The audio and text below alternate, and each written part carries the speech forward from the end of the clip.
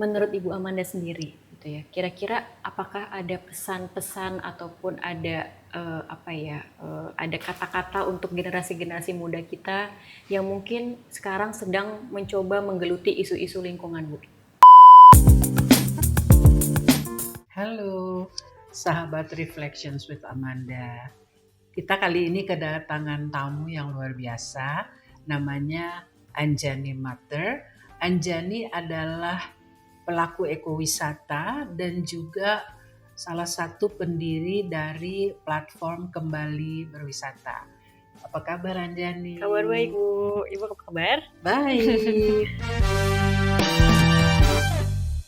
Jadi kita melihat ya bagaimana ekowisata itu bisa membantu menjaga bumi.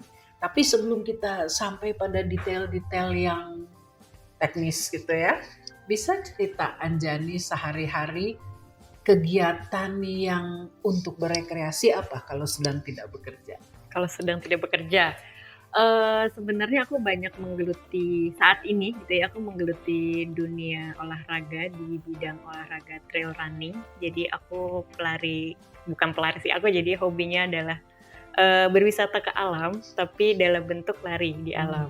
Kemudian aku juga menggeluti sport juga untuk pendakian gunung. Jadi biasanya kalau di weekend bisa menemukan aku di Sentul atau di gunung-gunung terdekat di Jakarta. Trail running itu dia di trail natural trail atau memang sudah dibangun gitu trail? Ada berbagai tempat sih. Jadi kalau misalnya di Sentul itu memang udah dibangun trailnya, ada bukit-bukit yang bisa kita lakukan untuk training. Ada juga kalau di gunung kan memang udah ada trailnya juga. Jadi mostly sih memang udah ada jalurnya. Cuman instead of kayak mungkin naiknya jalan ya, cuman turunnya tuh aku lari jogging lah sedikit-sedikit. Itu nggak kepleset-pleset gitu nggak ya? Kepleset. Tapi itulah senangnya. Itu seninya ya. Gitu. Nah, oke, Bu. Nah, aku tuh mau nanya juga nih, Bu.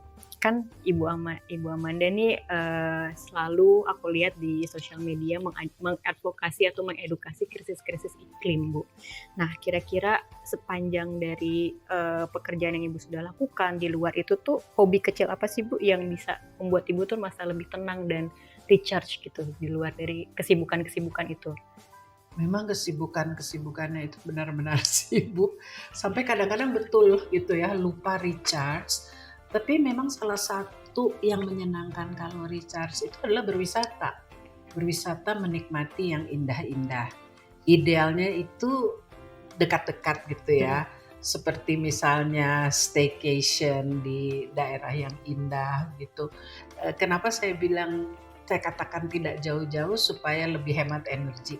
Senangnya kan pastinya traveling ke luar negeri, ke tempat yang bagus-bagus. Tapi itu mulai sekarang sudah saya batasi. Kalau tidak sangat perlu, tidak travel ke luar negeri. Tetapi ya itu, untuk recharge-nya itu kembali ke alam. Ya seperti kalau Anjani kan lari, saya nggak mungkin dong ya lari. paling lihat-lihat gitu ya, menikmati keindahan alam, mendengarkan suara alam.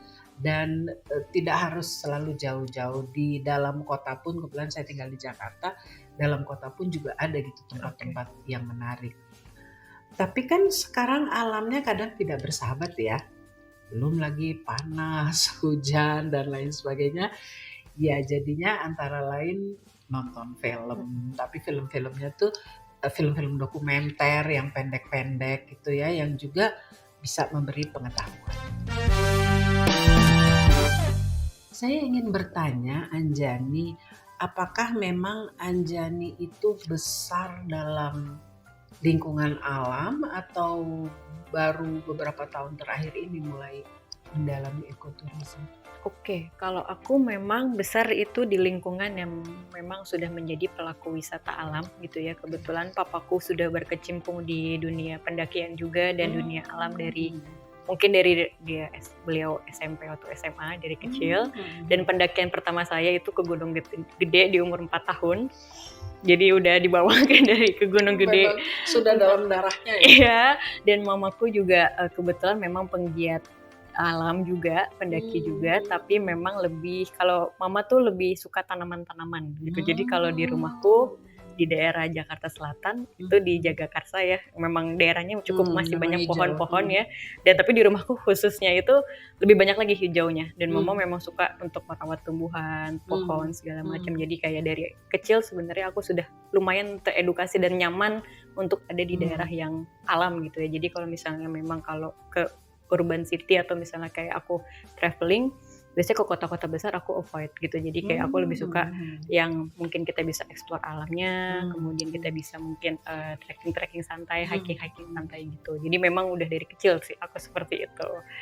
Oke, Gitu. jadi darahnya, jiwanya, lingkungannya sudah mendukung gitu ya? Betul, tapi untuk ekoturism sendiri aku tuh mulai, jadi sebelumnya memang aku suka traveling gitu ya, tapi Mmm. tanpa sadar traveling aku tuh ternyata eee, eko itu gitu. Jadi Mmm. misalnya kalau Mmm. memang aku udah diedukasi dari kecil sama mama papa, "Oke kalau pergi ke suatu tempat, kamu kalau bisa nginepnya di homestay-nya," Jadi misalnya dari kayak kecil gitu. sudah Iya, diberi gitu. pemahaman itu ya? Heeh, beli produk daerahnya. Oh, Jadi kalau nice. aku merasanya itu hal biasa, tapi ternyata Mhm. pas beberapa tahun terakhir, ya sebelum aku memulai kembali berwisata ini sendiri, oh ternyata yang biasa aku lakukan ini tidak semua orang lakukan, dan itu Mmm. bisa Mmm.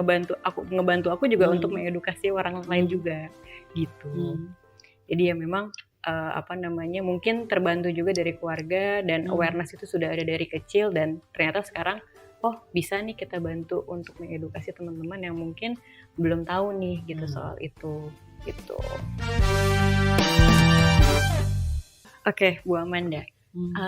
kan sebenarnya banyak orang menganggap bahwa mencintai alam itu adalah sebuah romantisme gitu ya. Mmm. Tapi Mmm. sebenarnya aku pun juga merasa, dan Ibu Amanda pasti juga merasa, pasti tetap ada perjuangan-perjuangan yang kita lakukan di baliknya.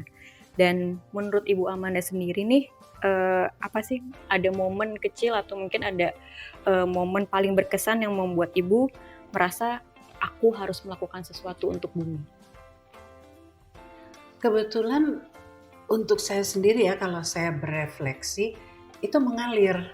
Jadi tidak ada aha moment yang tiba-tiba, "I have to do this." Enggak, karena seperti Anjani juga, ayah saya kebetulan geologist, ya sudah almarhum. Ibu saya itu jadi kakek saya, jadi ayahnya ibu saya itu adalah inspektur kehutanan zaman dulu, dan bukannya menebang pohon, malah menanam-nanam pohon Mmm. gitu ya. Jadi memang betul, jadi dari sudah terbiasa dalam surrounding itu, dan kemudian jadinya mengalir. Pendidikan saya bidangnya biologi, lalu terus ke manajemen lingkungan, ilmu lingkungan, perubahan iklim, sustainability, dan itu terbawa ya kegiatan-kegiatan apakah untuk ekoturisme maupun untuk beraktivitas di bidang itu, tentunya terbawa dengan pesan-pesan dari dunia internasional seperti PBB dan lain sebagainya, kan mereka berbicara mengenai hal-hal itu. Jadi kalau dalam kasus saya ya mengalir, dan I'm riding with the waves gitu ya. Mmm. Jadi ketika ada diangkat momen-momen seperti itu, saya kebawa dan saya sudah paham Mhm. gitu. Jadi learning curve-nya pendek sekali gitu, nggak steep gitu Mhm. learning curve. Nah, kembali berwisata itu kan menarik ya, seolah-olah kita tidak pernah berwisata atau gimana gitu ya. Filosofinya apa itu di balik nama? Dan kalau di bahasa Inggris kan apa itu?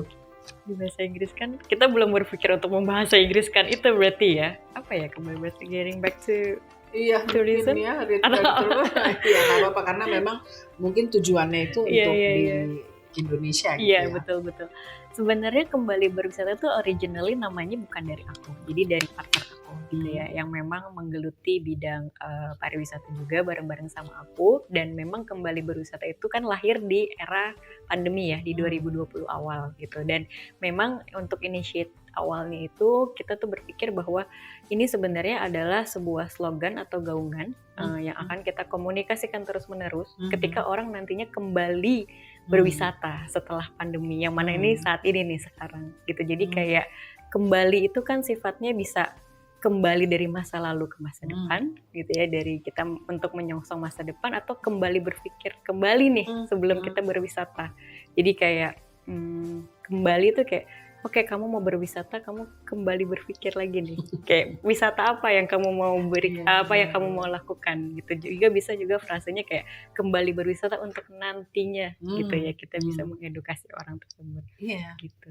Kalau saya juga menginterpretasikan kembali berwisata itu, ya mungkin aja, mungkin seorang ibu gitu ya yang terlalu sibuk, baru punya anak dan lain sebagainya, belum ada waktu, nanti bisa berpikir lagi kembali Betul. berwisata Jadi atau bukan apa gitu. sekarang, tapi mungkin nantinya gitu. Iya, jadi memang, interpretasinya bisa sangat luas ya. Betul, betul, Menarik ya kalau memilih nama yang memang orang bisa resonate gitu ya, betul. orang bisa, "Oh ini saya banget," gitu ya, "ini saya sekali," gitu ya. Betul.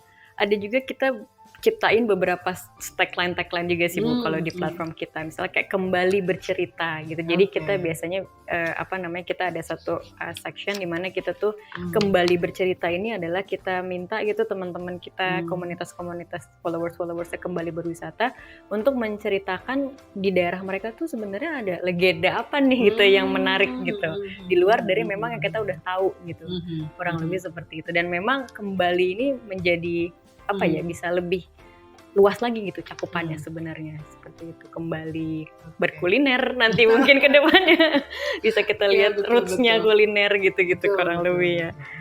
gitu. Oke, nah dalam perjalanan Ibu Amanda nih untuk mengadvokasi, wisatawan tentang ekowisata sendiri, apa sih sebenarnya nilai hidup atau prinsip hidup yang selalu Ibu pegang agar tetap konsisten nih, nggak lelah gitu, tidak mudah menyerah gitu Bu? Saya memang dibesarkan di keluarga ilmuwan ya, kebetulan ayah saya tadi saya katakan geologis, beliau profesor, dosen, dan selalu itu, berpegang pada kita mau fokus di mana gitu Mhm. ya. Seperti bidang saya kan bidang lingkungan, lalu saya memperdalam ekologi, ilmu lingkungan, kemudian, perubahan iklim, keberlanjutan, tapi pohonnya satu gitu ya. Pohonnya tetap lingkungan dan niatnya bagaimana supaya bumi itu tetap sehat. Nah, jadi selalu ke situ kembalinya dan juga mencoba membuat saya kuat. Bukan berarti kalau saya tidak berbuat lalu bumi ini menjadi jelek, tidak ya. Tapi ada gitu benang merahnya gitu yang selalu saya. Anjani apa bisa bercerita gitu ya, Hmm. contoh satu atau dua kegiatan atau paket wisata yang benar-benar ekoturism? Oke, mungkin aku mau cerita untuk salah satu series pertamanya Kembali Berwisata ya Mhm, Bu ya. Kita membahas mengenai salah satu, bukan desa wisata, iya, tapi wisata desa. wisata desa, oke. Jadi di Jogja itu di daerah namanya kalau nggak salah Banguntapan, Mhm, itu ada namanya, kita biasanya sebut-sebut mereka panggil-panggil, Mas ini nih Mas Towil. Jadi Mas Towil ini punya wisata desa, jadi mhm. desa Banguntapan itu kita berwisata menggunakan sepeda ontel, sepeda Yang sepeda tradisional zaman dulu tuh. ya, itu namanya namanya itu Instagramnya Towil Fits. Fits itu bahasa Belandanya sepeda ontel. Oh, Fits, Fits, oke. jadi dia bilang sebenarnya Towel Fits, dan waktu itu aku ke sana tuh di tahun 2020 itu, dan dia Mas Towel pas aku tanya kayak, "Enggak, ini bukan desa wisata." Mmm, Ya ini bukan desa wisata, ini wisata desa. "Kenapa tuh Mas?" beda ya? Aku tanya, "Kenapa tuh Mas?" Karena perjalanan menggunakan sepeda itu kurang lebih mungkin sekitar 10 kilo PP balik lagi ke rumahnya, itu mereka nggak datang, kita akan apa ya, jadi kita akan berwisata ke titik-titik di mana orang-orang desa ini tuh melakukan kegiatan sehari-hari dan itu Mmm, selalu berubah-ubah. Jadi tidak mmm, di stage gitu, jadi tidak mmm, dibilang, "Oke nih pose-nya membuat ini," gitu, mhm, merangkai ini, enggak. Jadi tergantung musimnya itu.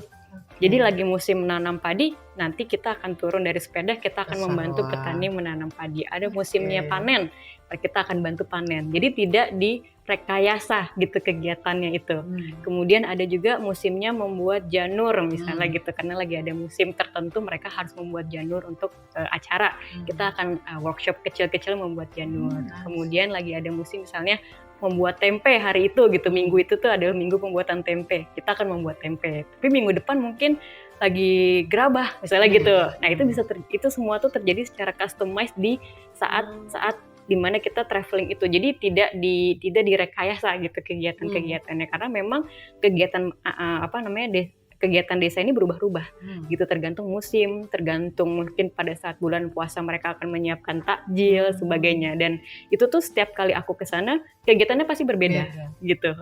Jadi kadang-kadang aku bulan ini mereka lagi nanam padi, aku bulan besoknya mereka udah panen, kemudian ada misalnya lagi maintenance aja membajak sawahnya misalnya gitu. Jadi kayak seru gitu, dan mostly itu malah aku taunya sedih, cuman aku malah taunya dari komunitas teman-teman pelancong dari Belanda. Oh.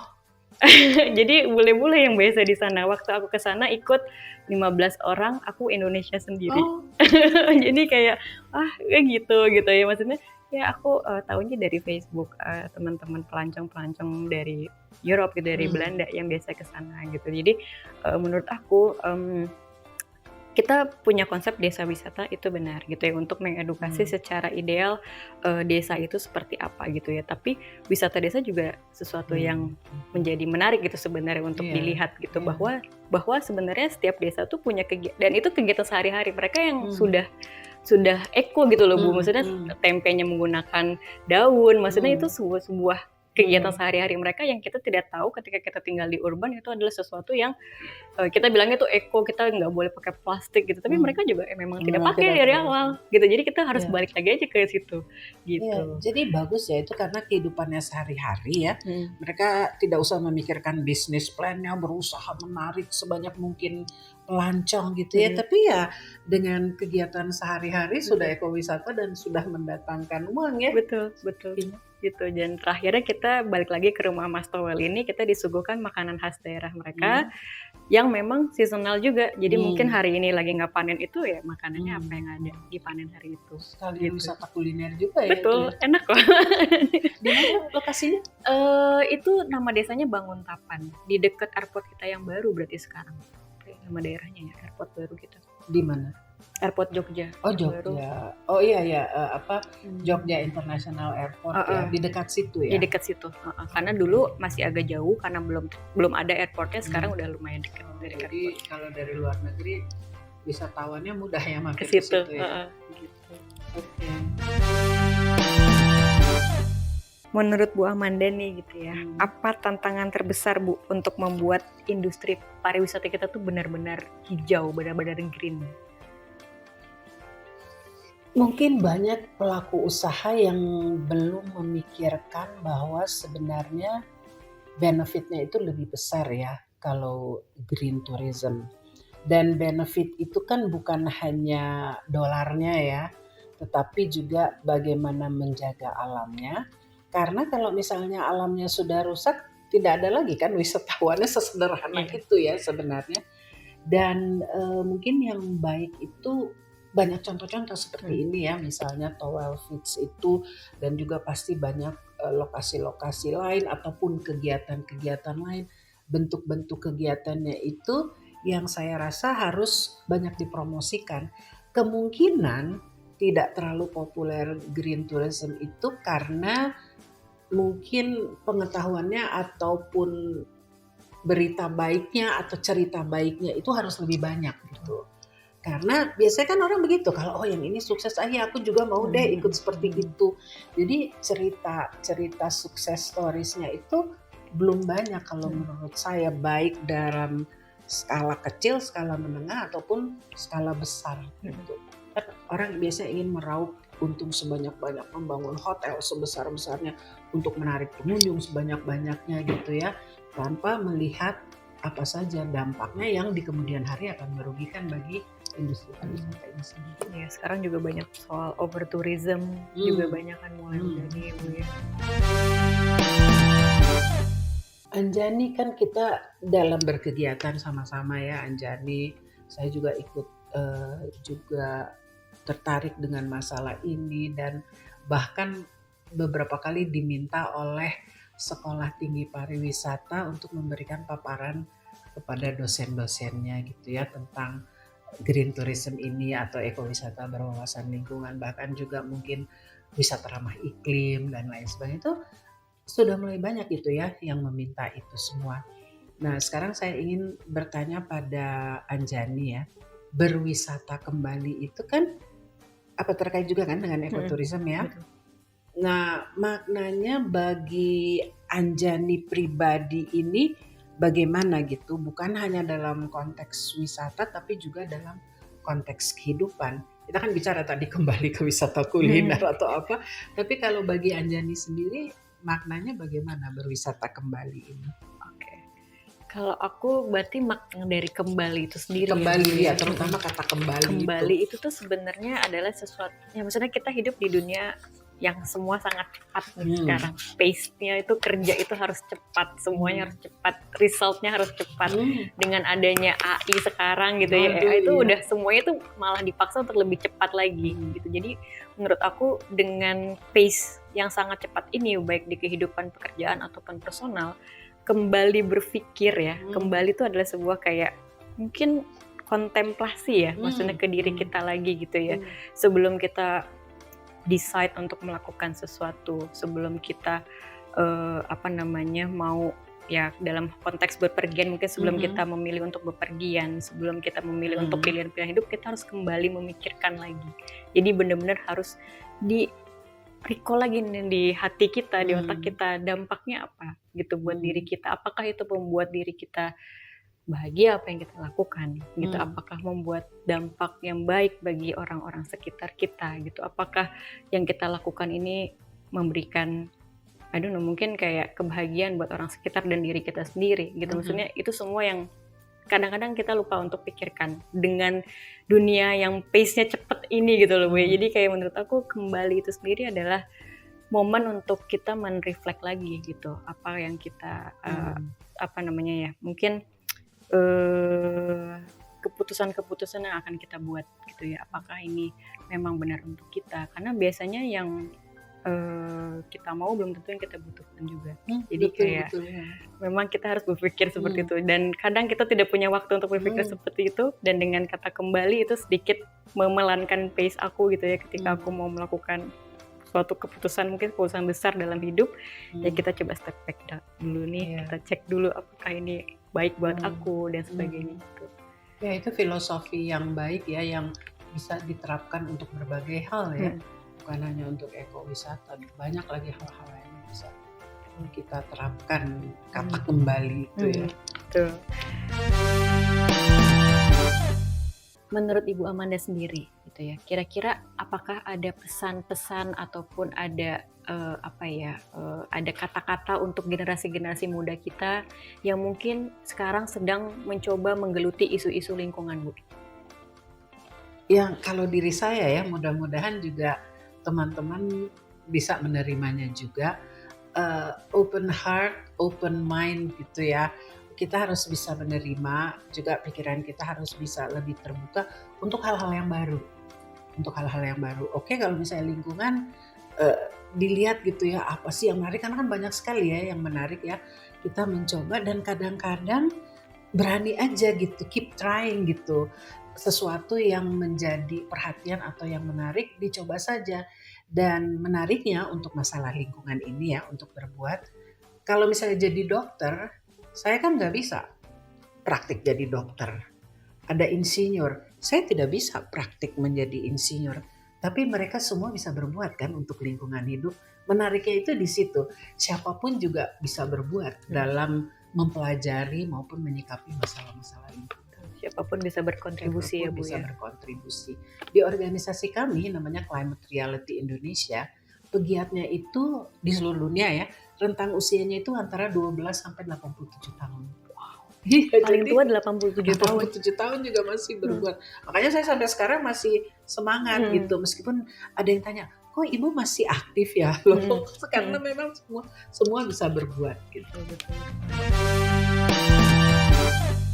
Saya dengar cerita Anjani itu jadi ingin berwisata bareng gitu ya dengan Anjani, tapi saya tidak bisa trail running gitu. Jadi apa Anjani bisa usul gitu ya, kalau kita berwisata bareng, kemana ya baiknya kita, tapi bukan tourist trap ya, bukan tempat-tempat yang terlalu banyak didatangi wisatawan, tapi cocok untuk seusia saya yang tidak bisa trail running. Usulnya kemana? Aku akan mengusulkan ke Pulau Weh Pulau Weh? di Sabang. Iya, iya. Mm-mm. Oh gitu ya. Aku pernah ke Pulau Weh mungkin sebelum COVID ya, sebelum pandemi, dan aku nggak tahu kalau sekarang karena aku belum kesana lagi. Cuman itu adalah pulau yang menurut aku punya apa ya, punya rasa magis gitu di aku. Terlepas dari memang daerahnya yang sangat-sangat remote ya, Mhm. cuman di situ kita bisa melihat, dan mungkin nggak, saat itu tuh belum sebanyak itu turisnya ya, jadi memang hanya spesifik orang aja yang tahu. Kebanyakan itu adalah kalau untuk diving ya, untuk weh di sana. Dan menurut aku itu di sana very very apa ya, aku nggak bisa, breathtaking lah gitu ya. Bener-bener kayak pemandangannya bagus, alamnya masih terjaga dengan baik, orang-orang di sana juga sangat-sangat welcome dengan kita gitu ya. Dan semua yang ada di sana tuh, kalau mungkin kalau aku, karena aku lebih suka tempat-tempat yang mungkin lebih kayak homestay atau misalnya kayak lodge, eco lodge gitu ya. Jadi kita dekat nih dengan ownernya, karena biasanya kalau eco lodge ataupun kayak homestay itu mereka kan yang manage sendiri, dan biasanya keluarga gitu kan. Nah aku ke salah satu eco lodge di sana, dan aku lihat kayak bener-bener mereka tuh turun-temurun. Jadi kakeknya yang punya, kemudian dilanjutkan sama anaknya sekarang punya anak lagi gitu. Jadi kayak kita tuh kebuka dari kamar kita tuh langsung pantai gitu, pantai yang wah jernih banget gitu, dan itu bagus sekali, dan kita bisa kelihatan nelayan lewat-lewat, kita dada-dada sama nelayan, bener-bener slow living sekarang bilangnya gitu. Dan menurut aku kalau aku bisa bawa Ibu Amanda ke sana, aku nggak tahu kalau sekarang ya, karena setelah itu memang lumayan terkenal nih sekarang Pulau Weh gitu ya. Nah tapi kalau sekarang, kalau dulu aku pengen ke sana lagi, karena aku pun mau ke sana lagi. Bener-bener kayak nggak mikirin apa-apa gitu, nggak ada sinyal cuman ya dikit-dikit lah. Jadi mau ngehubungin luar dan dihubungi juga nggak bisa. Jadi kayak seru banget. Itu satu. Yang kedua ada lagi sebenarnya. Itu aku sambangin juga di tahun 2022. Togean, Kepulauan Togean. Itu panjang sih perjalanannya. Dari sini kita mesti ke Makassar, kalau nggak salah Makassar ke Ampana lagi. Dan itu di situ aku waktu itu ada project untuk pembuatan film, bukan film, kita ada short documentary mengenai suku Bajo di sana. Kalau kita lihat suku Bajo itu banyak di Wakatobi, ternyata ada sebagian kecil suku Bajo itu di Togean. Dan menurut aku mungkin karena nggak terlalu banyak ya populasinya, jadi mereka tuh ketika ngeliat kita, mereka very welcome sama kita. Dan benar-benar sederhana sekali, dan mereka tuh ternyata sangat nasionalis. Mereka tuh anak-anak kecil ini, waktu itu kita pernah di salah satu pulau di Togean ini, ada namanya Pulau Papan. Itu pas kita datang tuh pagi-pagi pas mereka mau masuk sekolah gitu ya, sekitar jam 7, itu anak-anak pakai baju ini ya, pakai baju merah, putih merah itu tuh dengan bangga. Dan kita coba mau ngambil video untuk kalian nyanyi dong lagu kebangsaan, mereka hafal semuanya sampai 3 lagu 4 lagu. Okay. Dan mereka tuh very proud to be Indonesian. Dan maksud aku ini kayak nih di remote island gitu ya, maksudnya mereka bangga menggunakan atribut kenegaraan ini, mereka hafal semuanya, mereka kayak Pancasila itu hafal 1 sampai 5. Amazed banget sih. Dan listriknya cuma hanya ada mungkin 3 jam gitu sehari, dan mereka tetap bisa kayak wow gitu. Maksudnya aku kayak mereka senasionalis itu, kayak aku merasa tertampar di situ. Karena kayak biasanya kita suka lupa ya, maksudnya kayak karena kita memang kayak tadi aku bilang, kita hidup di pace yang sangat cepat, akhirnya kita lupa tentang roots kita sendiri. Dan lewat situ aku kayak ya aku pengen kesana lagi sih. Oke, jadi teman-teman, Anjani mengusulkan Pulau Weh dan Pulau Togean yang kira-kira, Kepulauan Togean yang kira-kira saya mudah-mudahan bisa ya. Kan nggak hiking soalnya. Nggak hiking soalnya.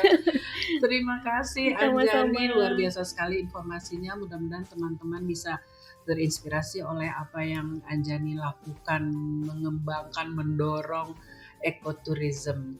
Jangan lupa subscribe Amanda Kartili TV untuk Reflections with Amanda. Kita tunggu lagi episode-episode berikutnya.